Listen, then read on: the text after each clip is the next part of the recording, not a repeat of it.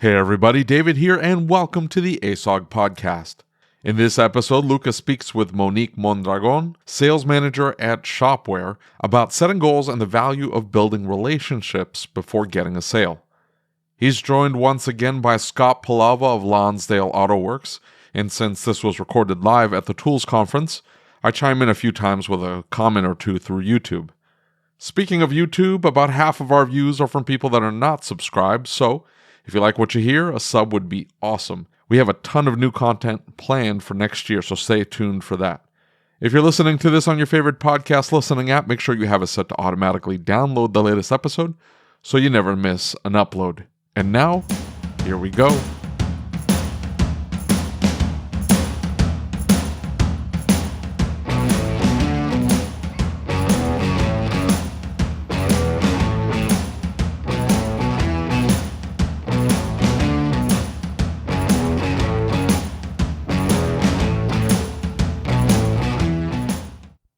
And there goes Scott getting on his telephone. I was gonna pull it up live so I can see if anybody's commenting. I can see if they're commenting right here. Oh, great. It's live. Because David was always making those comments about other people commenting. You never did. I can see that, right? Oh. You know that, right? Okay. Like I can see it right here. Okay. You'll be okay. All right. I promise you'll survive. Oh, I'll be fine. And we've been live for the last 5 minutes, so it's cool. Oh, great. Okay. What do you mean, oh, great? All right, so Because you haven't even told me. That's the thing. That's why. Of course, great. this is what we do. This is like an organic podcast. We talk about whatever comes to mind. So Okay. Well, thanks. okay, now you've got to say your name because I cannot get it out in one full. I have to stop and think about, am I saying it right? The whole 9 yards. It's okay. I'm Monique Mondragon. See, and now you know why I don't say it. And you all know Scott Pelava. You two haven't met yet, right? Nope, not until today. Okay, so this is Monique first is time. one of my really close friends, and she works at shop-ware. And so she solves all my shop-ware problems, and she helps all their ASOG members with shop-ware problems. So she's like, Or at least I really try hard. you do a Absolutely. really good job. Oh, thank you. You really do. You've saved my butt more than once. Yeah, well, I sure hope I have. And it's really... You've equally saved my butt a few times. Well, see, here's what's funny is I keep doing these things and I'm like, Monique, this doesn't work right. And she's like, hey, Lucas, that's not how it's supposed to work. Yeah. Oh. Yeah, this isn't Lucas's custom Yeah, I know. software. She's like, hey, do this. Oh, shit. That works like that. Huh. That's I would right. have never guessed. I would have never guessed. But he's very open. He's very open to feedback. Yeah, he's come out. I'm not wearing a pink tie No, or a pink shirt. no, you're not wearing pink today. Man. It's not lavender either. All right. No, that's blue, bro. That's blue. Okay? And it looks very nice. Thank you. I appreciate that. See, at least someone here's giving me a compliment. We went over to the. Well, I did last night. We went to the bar. They were already there, and I walked in, and the hostess said, "Can I help you?" I said, "I'm here with the guy who's overdressed," and she goes, "He's right over there." Oh, Exactly. my gosh. See, that's just how we roll. At least someone recognizes. You are the only one here in a suit. Yeah. Well, this is a sports coat. Thank you. Okay. But you still look nice. Well, So it's thank okay. you. You stand out. Yeah. That's That's the exactly whole what point. you're trying to do, right? Exactly. And you know why? Why? The whole point behind that? Mike Why? Allen and I had a conversation about this years ago. What? And the reality is that if we want to be seen differently as an industry, we have to act and dress and be different. Right? Absolutely. And so it starts somewhere, right? And so one of the things I think about when I go to a show like this is I think about all these other people walking in and they see us. So one of the things you always hear from the general public is, oh, mechanics are dirty and they're greasy and they're this and they're that. I want to make sure that when we walk through these doors, that's not what they see. That's not what they think. That's not what right? That's not the reception that they get from us. And it's good that you're sharing this now because you've been doing it for a long time, and we just thought you were pompous. Oh, I am pompous. Yeah, I mean, So- you should know that too. I mean, that's pretty given. You had actually told me this a while back, and I think it's great. You're leading that way. You're showing others to change and make a difference, Well, and thank somebody you. has to start it, right? Exactly. And this dude doesn't listen to me because I told him years ago why we do this, and David, the reality is David is worried. He keeps coming in here and so if you watch, you'll see him occasionally move his laptop and he's like, I'm covering the pudge, man. I can't wear dress shirts. I can't do that. I'm covering the Totally pudge. can. You totally can. So, one of the things that I want to talk to you about is relationship. Absolutely. Right? Because one of the things you do amazingly well is you're not selling software, right? Mm-hmm. You're having a relationship with people. And That's we've right. talked about this. It's not about, hey, I'm going to sell you something. It's like, hey, let's be friends. Mm-hmm. Let's talk about what I have to offer. Let's talk about the product. If it's not a good fit, it's not a good fit. Cool, whatever. Right? Yes, no, that's absolutely right. I just really want to inform folks. Right. And to your point, create a relationship, because when at the point that they're ready, Right. if you make them informed and you have that relationship, they're going to come to you and they're going to say, hey, I know what you have. And then they're very honest about it too, because, there's a lot of different products and I want them to go make an informed decision, look at my product and other products and determine that shop-ware is the best for them. Right. Well, so like the reason that I use shop-ware is not because I thought it was the best at the time, or I thought it was this, or thought it was that, or it was because it had all these cool features. It was because I had a relationship with you guys. Absolutely. I knew who you were, and I knew if I needed something, I had people to support me. You know what I'm saying? Like, that's important to me. And I think when we look at our shops, it's very much the same thing, because we believe in being advocates, right? Absolutely. We're not just over here fixing your car and telling you you need all these things. It's our job. Rick always says, I'm putting my good housekeeping seal of approval on the car before it goes out the door. Yep. Well, I mean, it's the same thing. We have a relationship with these people. It's not about selling something. And I think especially when folks come to these shows, one of the things that they think about is, oh, well, they're going to try and sell me something. No, it's about having a relationship and finding friends and finding people to network and work with. That's right. Because I'm equally as concerned about the success of your business as you are concerned about the success of your business. Yeah, and I mean, like That's people correct. that don't know you may say, "Oh, she's just saying that." No, look at me. Look at me right here. I promise you, she means that. She's not just saying that, right? Absolutely. I'm still training your service advisors when you get new ones. Absolutely. To this day. Absolutely. Exactly. And not just like what's cool about that is not just training them on the software, sharing your personal experience with auto repair and sharing how you feel about the way things go and like the flow and like, the last one you trained, you were like, hey, you changed your process. I need to understand your process again. That's Dude, exactly right. That's huge. That's really important. And so because understanding that someone's process is not the same as the next person down the road, and not having I want to say this carefully. When we have a SMS software, right, it can be very, very easy to try and fall into their process, which doesn't work for your shop, or it's very, very easy to try and create your own process. And if you don't have an advocate with that company, they can help you blend those two together and recognize like it's not one way or the other. We went through that same thing a few years back. We were with another company, and it was very much we had to create so many workarounds, and because they didn't want to, I don't want to say conform, but they didn't want to listen to any feedback. It was, hey, if you guys could do this and this, it would make the world so much better. And there was a users group where people were talking about what they wanted. They're like, nope, we're not doing that. It was this is what you're getting, and then everybody starts doing their workarounds, and then they go in to make a change, and all your workarounds are completely destroyed. And it was very frustrating because it was there wasn't a relationship there. It was just pretty much you bought a product, make it work. Yeah, I didn't like that at all. Yeah, our customers are our biggest advocates, and it's really important to make them happy. It's really important to make sure that they are successful in using your program, because if they're only using a portion of it or not correctly, then they're not going to get the most value out of it. Yeah. And then you're not delivering on what you told them initially. And that's really important to deliver on what you promised someone. Exactly. So a while back we had a talk and we talked about core values. Remember that? We have a lot of talks, but we do. But I don't remember that actually. But we were talking about values and doing the right thing, and what values do you want to impart in other human beings, and what is the perspective you want to bring. And so, tell us a little bit about like what your core values are, what you hope to achieve through what you're doing. Because one of the things that Rick is my coach, right? We all know that, and the hardest thing for me to fathom in that role as him as my coach and me as the one being mentored was he kept saying like, what's your destination? What legacy do you want to leave? What do you want to leave behind when you're gone? Because none of this really matters if you don't have that. And like, it took me years. I'm not talking about like 6 months. I'm not talking about, and he just kept harping on it. I'm like, dude, would you just shut up already?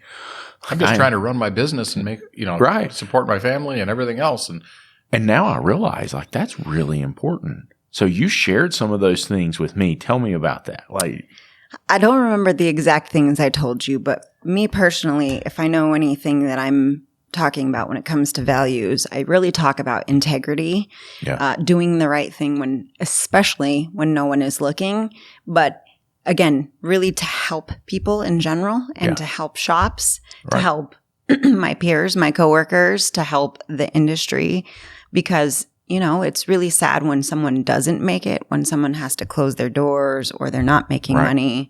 And because, especially if they're using your product and they don't succeed, what could I have done better? Right. That little bit of guilt or a little bit of like, could I have taken more time with this person to help them truly understand not only what my product itself does, but if there's some wisdom I can impart on being a part of the industry for the last 10 years, then, I'm happy to do so.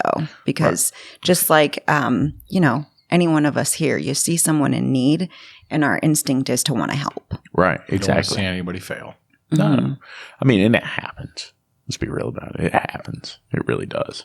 But, and I mean, I think that it's so easy to somewhat get sidetracked and we get so focused. Like some companies that are vendors get so focused on the numbers, right? Like we see shops do this all the time. They get so hyper focused on the numbers. They get so hyper focused on one aspect of the business. They lose complete sight of why they do what they do, right? Yes. And that is so important. That is so it is such a fatal mistake. Yes. Because if you do that, right, not only have you lost sight of your client, you've lost sight of your employees, you've lost sight of all the other factors. And if the number is the only metric that we have to determine success, man, right? We're in like really bad shape. Yes. No, absolutely. So, I think that's crazy to think about that there's not just software companies, but there's shops, there's training companies, and it's the metric of how many pieces of this did you sell? How many people did you retain? How much, and it's so easy to lose focus of the real end goal, what we're hoping to accomplish. Yeah. You have to make friends of some of your customers so that way you can truly understand what's going on, how you improve, and what you're not delivering by, I mean, we all have to focus on numbers, right? Of course. Yeah. To a small point. But I think that when you really become friends like we have, I learn from you. I learn from what we're not doing correct or what I'm not doing correct or what we could do better. Right. And that's really important. Well, and so one of the reasons I really wanted to have you on the show is because you kind of took that head role of the sales team, if you will. Yep. Right. Mm-hmm. And it's such a unique experience compared to what you get anywhere else with any other sales team. Right. Yes. And so tell us a little bit about that, because it's your philosophy is based on relationship. It's not based on the number first. That's right. Right. So we make sure that we understand the person that we're talking to. We ask a lot of initial questions because just like when I'm training your advisors, I'm asking you, what's your new process? Did anything change? Because one demonstration of our product doesn't fit all. Right. So you have to understand their needs. And then we're people. And so when I'm teaching my team that, hey, we can't treat them like they're just a number and move on to the next. You have to really understand what drives them. And it's not always just the shop itself. Sometimes they want to be home with their family and they don't have enough time to do that. Sometimes they would love to not work every single night or on the weekends or, when you're starting up, I don't even know. You could probably tell me better how many hours you put into it when you first started, right? Yeah, it was crazy. It was crazy. And probably sacrificed a lot of your own personal hobbies or family time. And that's we really just need to find out outside of the business itself, what personally would you like to achieve? Right. And so when you ask them that, then you find out more about them personally, right? Yeah. So that's what my team's doing. We're really trying to understand the needs of the shop beyond just the shop. Right.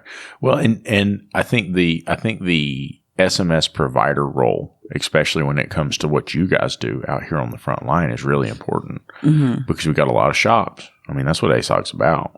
Look, I'm not trying to hurt anybody's feelings or make them feel bad.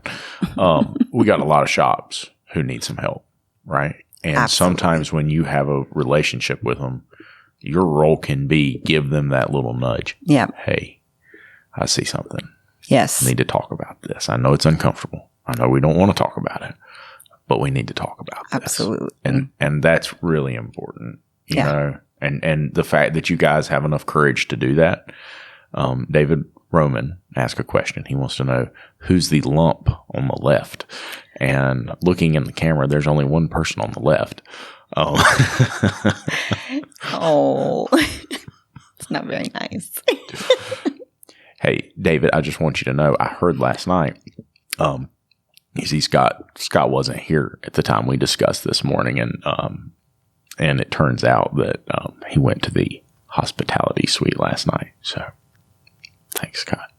I know I can depend on. Show off those meat paws, he says. Hold up your hands. How come you didn't go to the quiz? Not the quiz, the trivia night. Listen, you don't. Hold up. We're not even gonna talk about that. Tim Morlock from Redding, California, is here. So that's pretty cool. Oh, hello. Wait, you there? Yeah, you can look right here. Right here. Here's the camera. Yeah. There's so many cameras. I'm not sure which one I should be looking at. So, It's like a fun house of mirrors. Which way do That's we really right. go? yeah, David just says when Scott holds his hands up, they're as big as Monique in the camera. So they really are. You know, I have a Great Dane who is way bigger than me too, and her paws are almost like as big as me. So Yeah, so What's her you're name? you're just a Great Dane. yes. We need to He's make quite make sure that gets recorded. I need that. Hey, listen, I'm recording it three different ways. That one I need to share with my wife. Right. Great Dane. Yeah, you're definitely a Dane, all right. Yeah.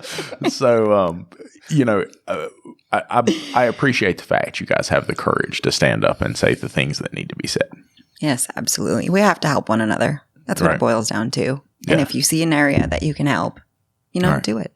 Exactly. And you know, so kind of going back to that, one of the things that we hear from shop owners or SMS companies are notoriously pushy, right? And so one of the last events we went to, there was a company that was like hardcore. You remember this? There was a group of chat messages going around talking about one particular company, and I think it was an SMS company. Not any of the normal ones, but they were super pushy. Oh, yeah. I mean, like hardcore pushy and emails and telephone calls, like back to back to back, and like really aggressive. And they were telling fibs to try and get people to like them more. And Oh, all that's this fun. kind of- yeah. And so one of the unique things about shop-ware is it's never been that.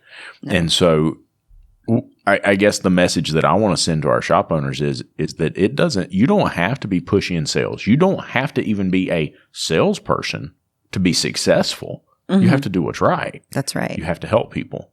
And that's really, so I guess that's why I connect with you guys so well, is because they follow our vision of what the industry is supposed to look like. We're supposed to be those dudes that lied to Dutch. Yes, David, those dudes that lied to Dutch. Don't lie to Dutch. you It will come back pay to for haunt that. you forever.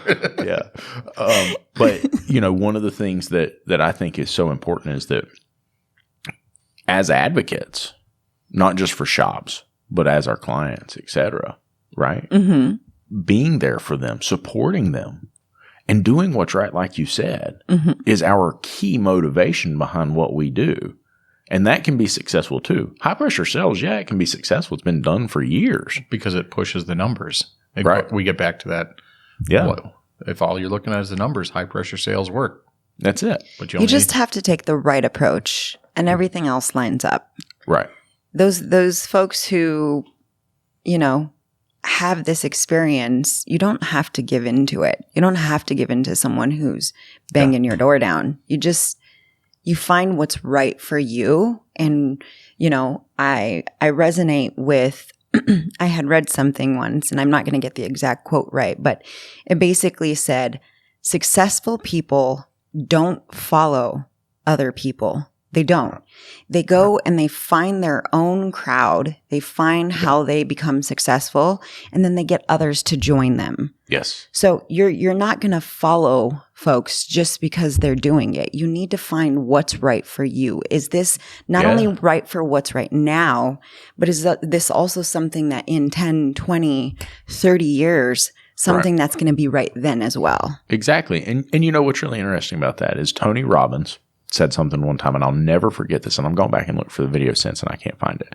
But he was speaking live, and he says he was talking about a very, very wealthy woman. She was a celebrity, and she had lots of money.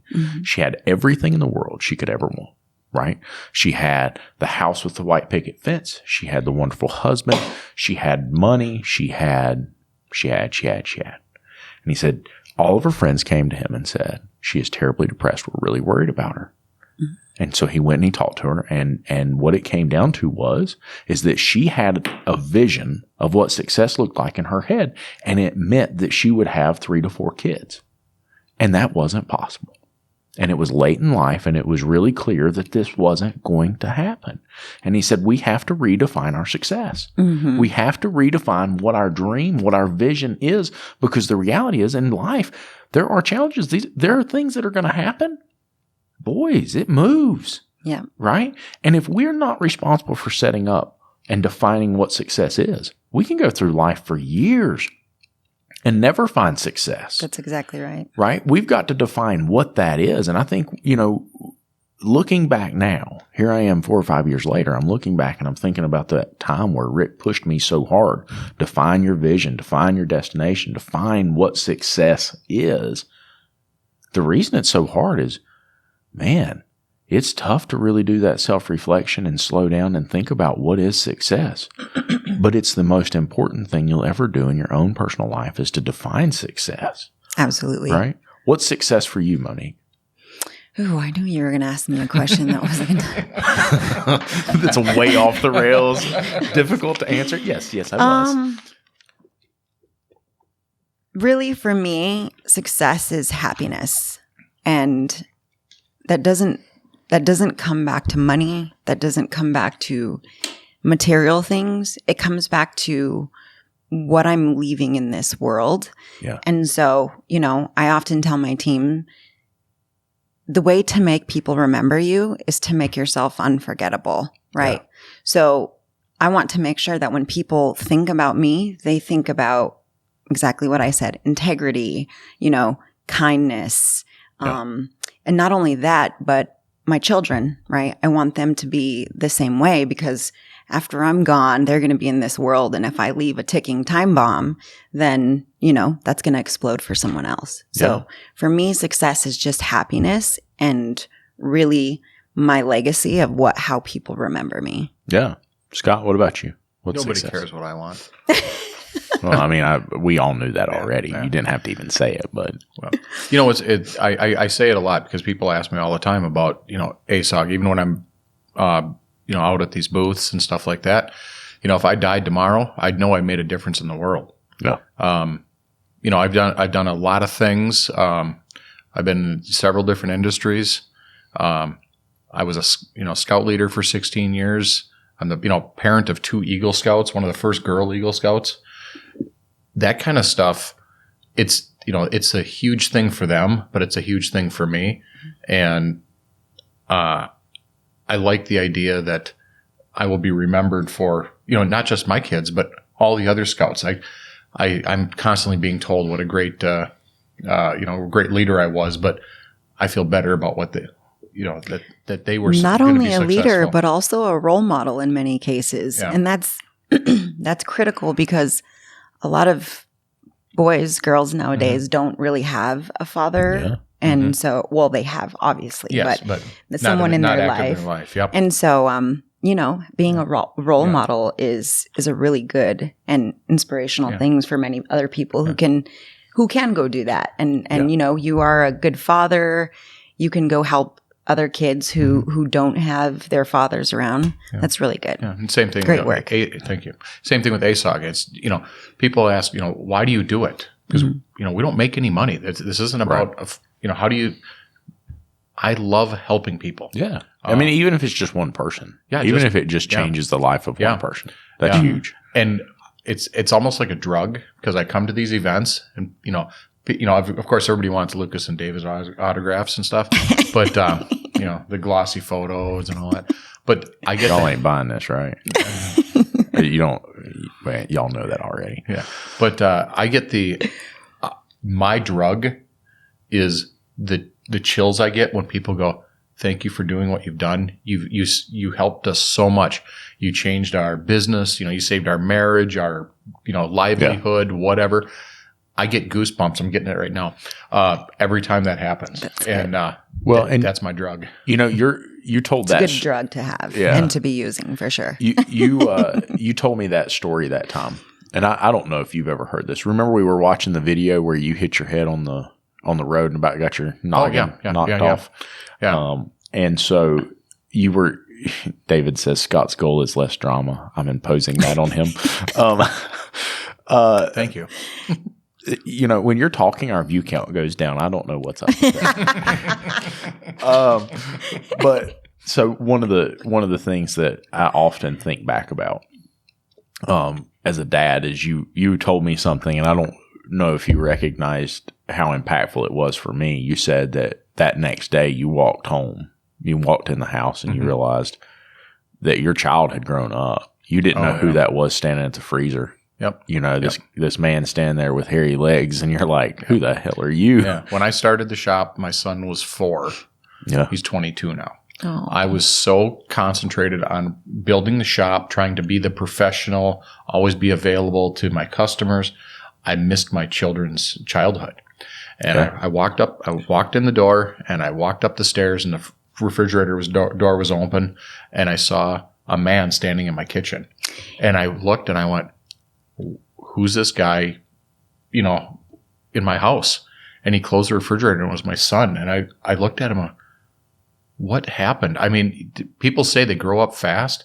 If you're not there, they grow up really fast. Yeah. And that's exactly my point earlier is it's not just about the shop goal. No. That's a small piece of it. Mm-hmm. That's just an added benefit. The personal gain is really where it's at.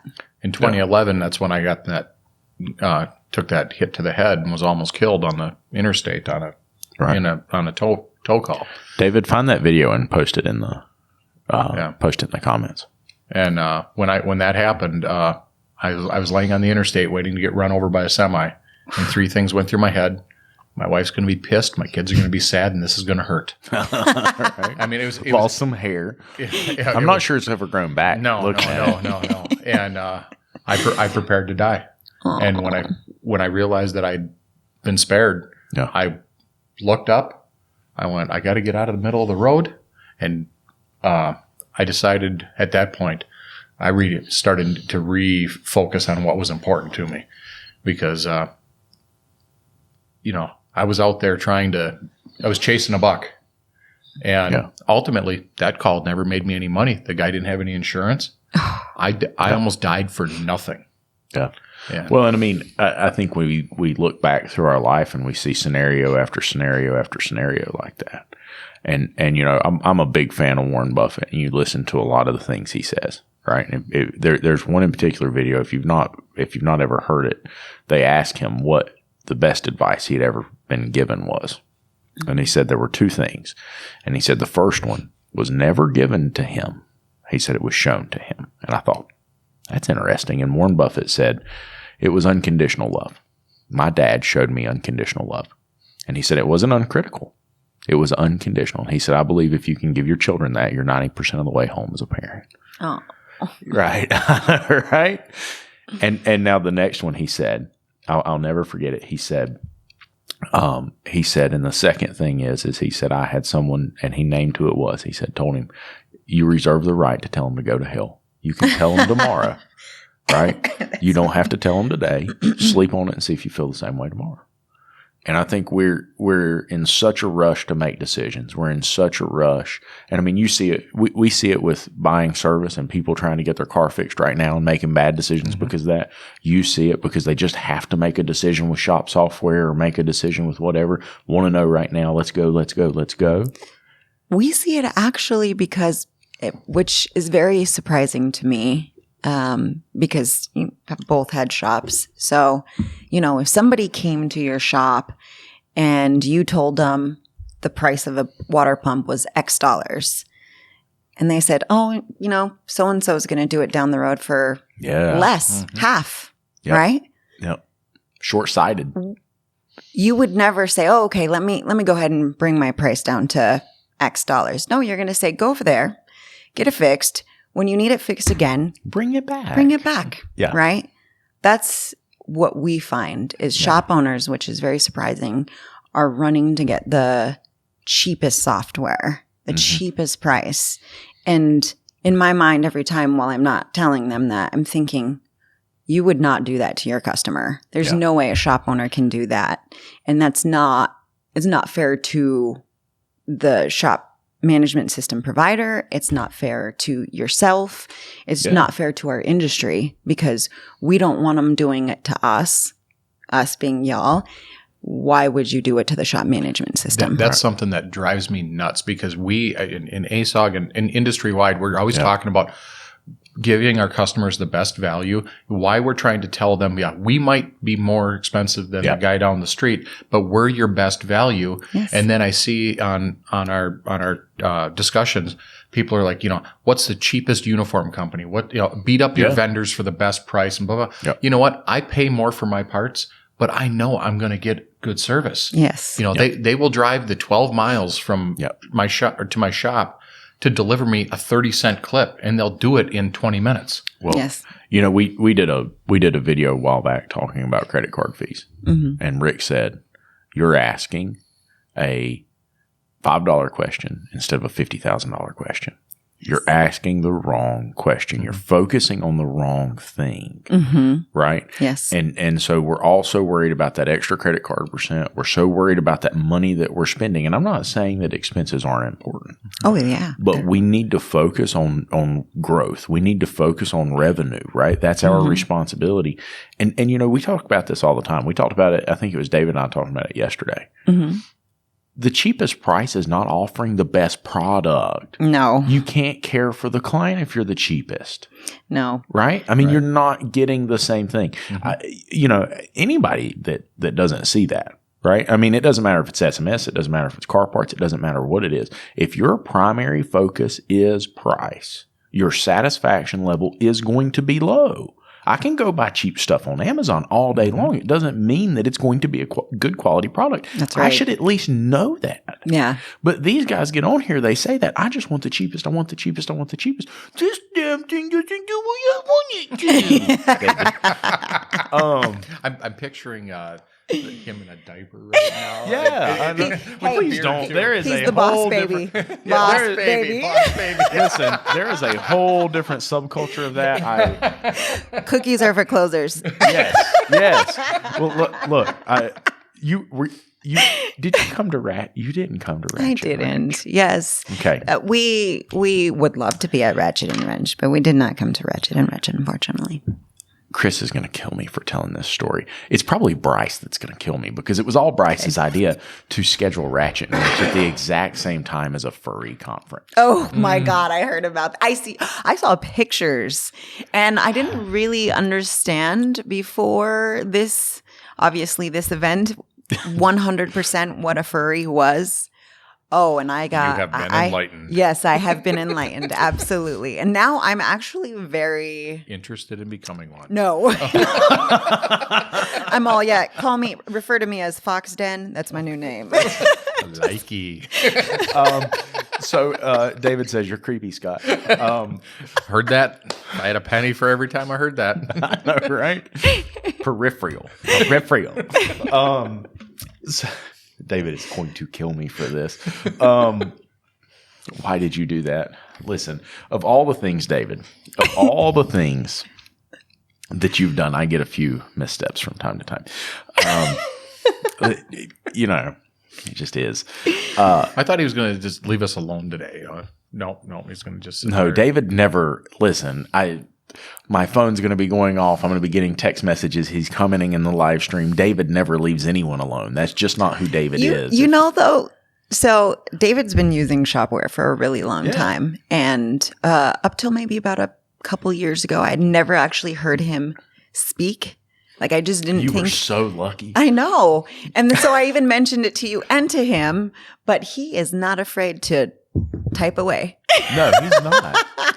He's not. Old Tom Joad over there. The keyboard commando. Yeah. The 101st Chairborne Division. Exactly. I think he had sent like 4 emails in a row one time so quickly. I'm like, I think that's the most words I've ever got from him before. Yeah. And you know what? If you sent him something back, you would just get a response and it would be 4 letters. TLDR. Too long, didn't read. I guarantee it. I can promise you, right? I don't think so. I don't think I respond very long. Listen, if it's more than 3 or 4 words, you're probably like over his limit. Because I'm serious. If you go back and watch the videos, and he's telling me I'm getting off the plane. If you go back and watch the videos, like you'll be talking to him and all of a sudden you'll just see him drift off. Right? He's like Gets up, drifting. walks out. Yeah, he's drifting off in the other direction. Or we'll be doing a podcast. Answering an email or something. If you hear a podcast where David doesn't talk, it's very simple. David has become distracted. He muted his microphone and he's off over here like messing with something, playing Call of Duty. Like it's David, right? That's just who he is. That's so funny. True dat, he says. Yes, we know.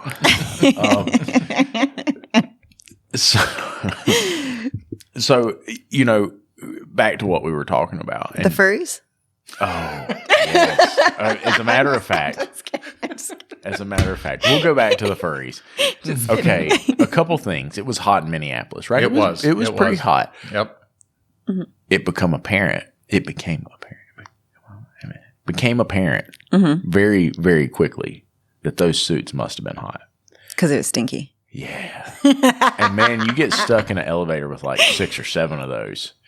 And like, I guess it's I'm not even going to name all the people that were on the elevator, but seeing PJ's face on the elevator with these people, and PJ's like, you know, he's a big guy. I mean, you could tell he was nervous. I mean, he felt like he may be furriated before it was over and done with. I mean, He's going to convert over. yeah, I know, right?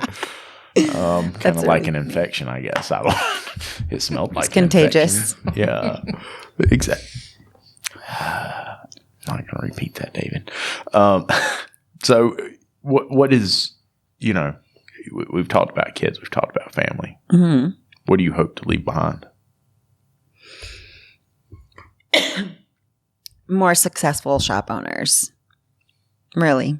I mean, obviously outside of my personal things that you just talked about, but yeah, just more successful shop owners, because if you can help by making them more efficient, giving them back more time to go spend either on their business or with their family, and obviously money will just fall into place there as well. But then that, you know, you have a higher caliber shop, these multi-shops who run our platform, you know, they don't have just 1 or 2 locations. They're now buying 4, 5, 6, 7 plus locations. So, you know, just helping them achieve whatever goals they have and making that possible with our system would be phenomenal. What's the one piece of advice, right? The Mighty Mo gives her one piece of advice. You see shop owners all over the place. Mm-hmm. You talk to shop owners all the time. You go to all these events. Mm-hmm. What is the one thing that you see from the outside looking in? You're in a different world. You're in a different perspective.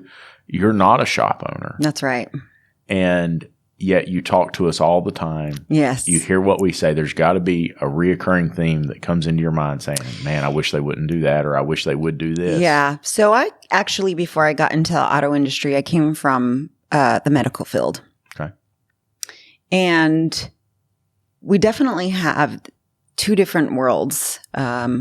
Obviously, doctors versus shop owners. We're much smarter. I actually prefer Easier shop to work owners with. for sure, because y'all are much more humble you're open to having a conversation. We're on the same, even if it's a guy who has 100 locations, he doesn't feel like, or at least project that he's better than me, or, Right. That he's on a different level. Right. But coming from another industry, I find that from a technological, perspective, really kind of the auto industry is way back when, and we need to bring that to today's age, right?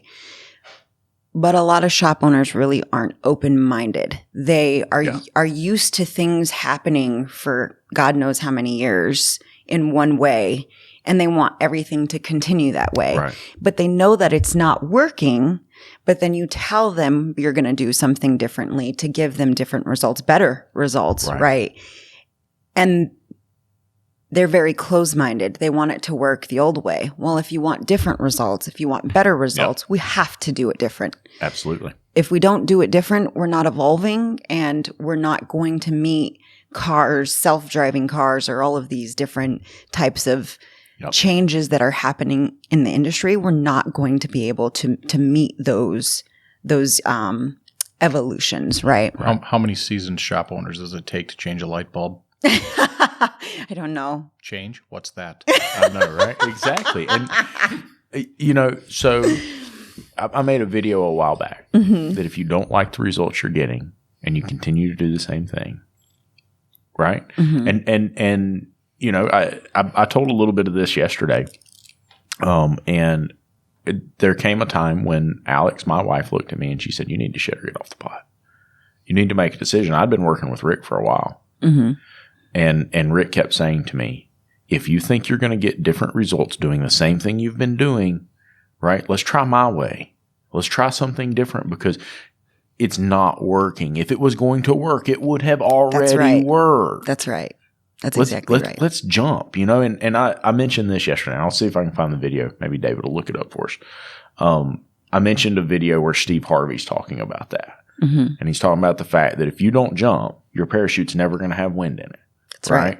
And so, like, if you want to sail, if you want to take off, if you want to go somewhere, it takes action. It takes movement first. It can't start with somebody else coming in and doing it for you, or some magical event. Hope is not a course of action. No. Exactly.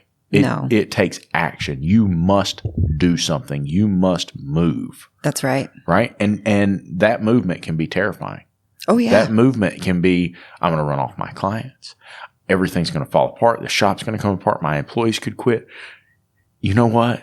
At the end of the day, if it does, it does, it does. Who cares? And that might be the biggest blessing, right? Yeah. Maybe those folks were holding you Yes. back. Maybe they were the reason why you're stuck in the rut and looking for something new, right? You don't look, let's just say someone's using an old system, Mitchell, RO Writer, whatever it may be. It doesn't matter. You don't look for a new shop management system because you want all of the same functionality as those systems, right? You're looking because you need something new and different, and you need it, frankly, to give you something that it's not already been giving you, or you wouldn't be interested in looking at something else. Exactly. Now, I got to give y'all props, because y'all will straight up say this isn't for you. Yes. I've heard you say that before. Did you hear me say it yesterday? No, I didn't. I wasn't there. But I mean, I've heard you say that. Yes. This isn't for you. Or maybe not right now. Right? Yeah. And I mean, Carolyn, listen, don't you go getting mad at me for saying that, or her for saying that to some. It wasn't like that. I think it's important to say that. Yeah. I think it's important to say that, because you've got to be supporting the client who it is a good fit for. Yes. You've got to be supporting the client who really needs that offering. Yes. Right? And if it's not a good fit for them, come hell or high water, it's not a good fit for them. No, you can't. Right? You can't fit a square block in a round hole. You just can't do it. It's never going to work. So why spend? Don't look at him thinking that he's been doing this. Have you been doing that? Have you done this? Oh yeah, I will. I'll make it fit. But it's not going to be pretty when it's Exactly. done. Exactly. Yeah, it's bad. So okay. so there's no point in anyone forcing it, right? Yeah. You just got to be honest. Honesty is the key. Yeah. Yeah. Are you seeing, you go to all these shows? Are you seeing an influx of younger people at the shows, an influx of younger people in the industry? Are you seeing a shift? Yes. Certain shows there's a younger crowd, and in other shows there's an older crowd, and it's very much separated. I love when I see both, because then they can collaborate and they can, meet head to head, and the older guy hears the, guy who's driven and young, and he hasn't been putting 20 years into it. And so he's coming fresh with new ideas. And then that guy can learn. He can pull some of those things in, and then that gets them excited to keep going. Right. So I really love to see both, but I think it's very much, you have the younger crowds, you have the older crowds, but it's very rare that you see the two coming together. Right. Right. And I think you're exactly right. And I think that those years and years of experience mixed with that new, young dedication, willingness, and Michael Byers is a good friend of mine. He's from Asheville. And, he basically said this morning, did you see that post in ASOG he made? He'd owned a shop for 50 years. He's been a shop owner for 50 years. That's some experience right there. Exactly. And we were in a meeting the other night, and it can come off as an insult, but one of the things I said to Michael I said, look, when I say something and I look at you on that Zoom meeting and I can see you shaking your head like, what is this dumbass doing? You know what I mean? Like, I recognize he's been there, done that. And like, I'll mention a problem I have, and I'm like, oh my gosh, this has got me stressed out. And he's like, well, I didn't even know that was a problem. Like, is that even a thing? And I say all the time, when I started coaching with Rick, all of these problems that I thought I had, we never worked on one of them because they weren't actually the problem. Yeah. They were just a very good point. You were just looking at it focusing on it at the time. That was the thing I was seeing. Yeah. And so an older shop owner that's been there, done that, was, they've got this 30,000 foot perspective. Yep. They can see you from a whole different level. And what's sad is you got so many young owners who say, I already know what I'm doing. I'm this, I'm that. Or you've got the older guy who says, this young whippersnapper, he's never going to make it. I'm not going to help him. And we've said this before, competition.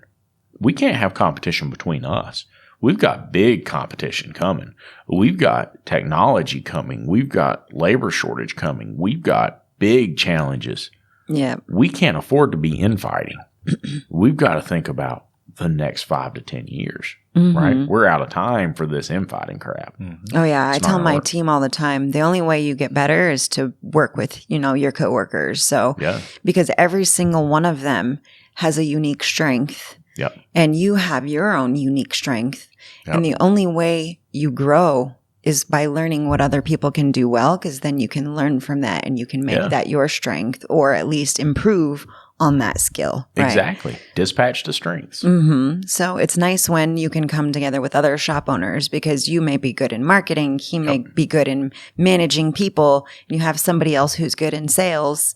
The three of your perspectives can really help each one of you improve and do better across the board. Exactly. Mighty Mo, how can they get in touch with you? You can email me at monique@shop-ware.com. You could give me a call. My number is 720-625-0717, and I can get you in touch with my team so we can show you how shop-ware can help out the shop. Thank you so much for being here. Thanks for having me. I appreciate you. Yes, ma'am. Well, I hope you enjoyed this episode of the ASOG podcast. If you'd like to catch these episodes early, you can do so by becoming a patron. Just go to asog.site and click on the Become a Patron Now button. Becoming a patron helps support the show, gets you several perks, and is tax deductible. Make sure you subscribe to the podcast and on YouTube so you don't miss any of our upcoming episodes. And as always, if you have any questions, comments, or concerns, shoot me an email. My email address is david@asog.site. That's DAVID@asog.site. Until next time.